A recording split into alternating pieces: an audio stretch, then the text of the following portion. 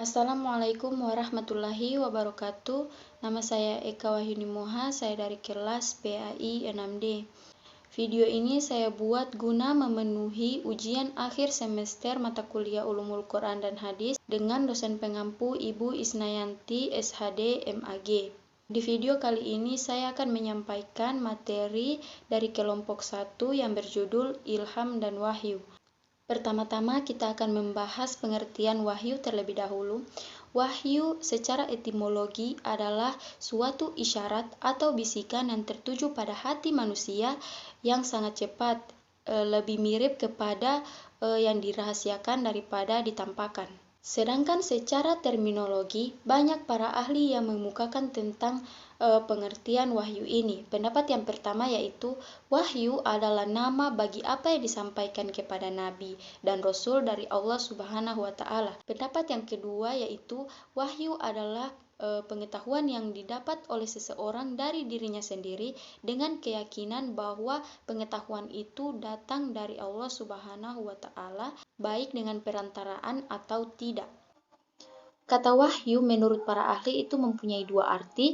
Yang pertama yaitu proses pemberian wahyu, dan yang kedua itu sesuatu yang diturunkan tersebut. Kata wahyu berasal dari fi'il madi yang berarti pemberian isyarat dengan cepat. Menurut Hasan Zaini dan Rodiyatul Hasanah, wahyu adalah masdar dari kata kerja waha, yahi, dan wahyan yang berarti memberi isyarat, mengirim utusan, bisik-bisik, dan berbicara di tempat yang tersembunyi yang tidak diketahui oleh orang lain, mencapakan ilham ke dalam hatinya dan menyembelih dengan cepat dan terburu-buru. Berbeda dengan wahyu, ilham adalah suatu perasaan yang meyakinkan hati yang mendorongnya untuk mengikuti tanpa mengetahui dari mana asal perasaan tersebut. Ilham ini hampir serupa dengan perasaan lapar, haus, senang, sedih, dan juga berduka. Secara etimologi, ilham ini berasal dari fi'il sulasi mujarrad yang berarti menelan atau melahap sesuatu. Sebagaimana wahyu, ilham juga diterima oleh Rasulullah melalui perantaraan malaikat.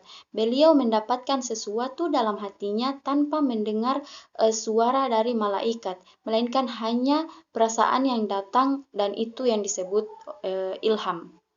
Secara terminologi, ilham adalah petunjuk Allah Subhanahu wa Ta'ala yang mendorong manusia untuk berbuat baik dan juga mendorong manusia untuk melakukan atau meninggalkan sesuatu.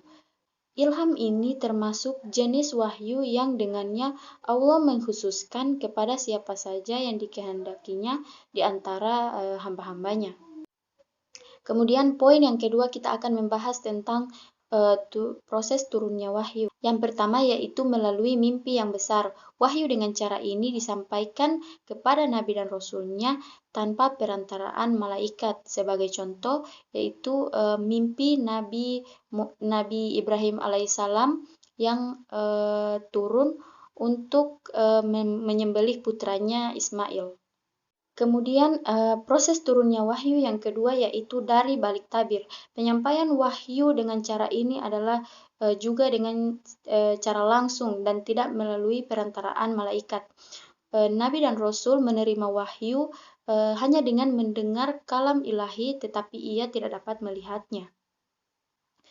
Kemudian proses turunnya wahyu yang ketiga yaitu dengan perantaraan malaikat Jibril. Proses penyampaian wahyu dengan cara ini ada dua cara, yaitu yang pertama datang dengan suara lonceng yang sangat kuat sehingga dapat mempengaruhi kesadaran. Nabi dan Rasul dengan segenap kekuatannya siap menerima pengaruh itu. Cara ini dikatakan adalah cara yang paling berat bagi Rasul. Apabila wahyu turun dengan cara ini, biasanya Rasulullah mengumpulkan segenap kekuatan dan kesadarannya untuk menerima, menghafal, serta memahami wahyu yang disampaikan oleh malaikat Jibril. Kemudian cara yang kedua yaitu malaikat Jibril menjelma menjadi seorang laki-laki. Cara ini dikatakan lebih ringan daripada cara yang sebelumnya, yaitu karena ada kesesuaian antara pembicara dan juga pendengar. Malaikat Jibril menyampaikan wahyu dan Rasulullah mendengar dengan senang dan tenang, seperti sedang berhadapan dengan temannya sendiri. Jadi dapat kita simpulkan bahwa proses turunnya wahyu itu ada 3 cara, yaitu yang pertama dari melalui mimpi yang besar, kemudian yang kedua itu dari balik tabir, yang ketiga itu melalui perkataan malaikat Jibril.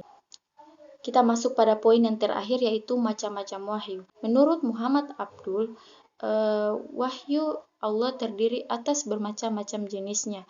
Ada wahyu yang berisikan tentang percakapan Allah dengan hambanya, seperti Allah berbicara kepada Nabi Musa alaihissalam. Dan ada juga wahyu itu dalam bentuk ilham atau ilmu yang dimasukkan ke dalam hati hamba yang Allah kehendaki.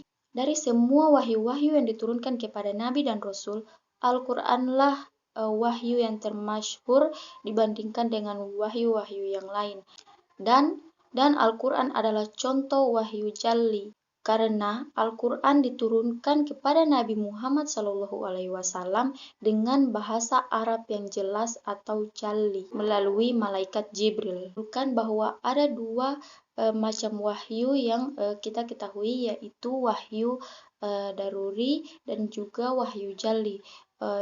Wahyu daruri yaitu yang diturunkan kepada hamba Allah yang dipilihnya, tetapi juga wahyu daruri ini diturunkan kepada Nabi Muhammad, seperti pada firman-Nya yang artinya dan tidakkah apa yang disampaikan melainkan wahyu yang diwahyukan kepadanya. Quran surah An-Najm ayat 3-4. Jika kita cermati baik-baik surah yang saya sampaikan tersebut, dapat dipahami bahwa apa yang disampaikan oleh Nabi Muhammad, semua yang disampaikan oleh Nabi Muhammad itu adalah wahyu, yang menandakan bahwa hadis qudsi dan hadis nabawi itu juga termasuk dari wahyu yang diwahyukan kepada Nabi Muhammad SAW. Kemudian wahyu yang diturunkan kepada Nabi Muhammad juga ada yang berupa ilmu daruri. Baiklah, itulah penyampaian materi sekitar wahyu dan ilham dari saya. Lebih dan kurangnya saya mohon maaf. Wassalamualaikum warahmatullahi wabarakatuh.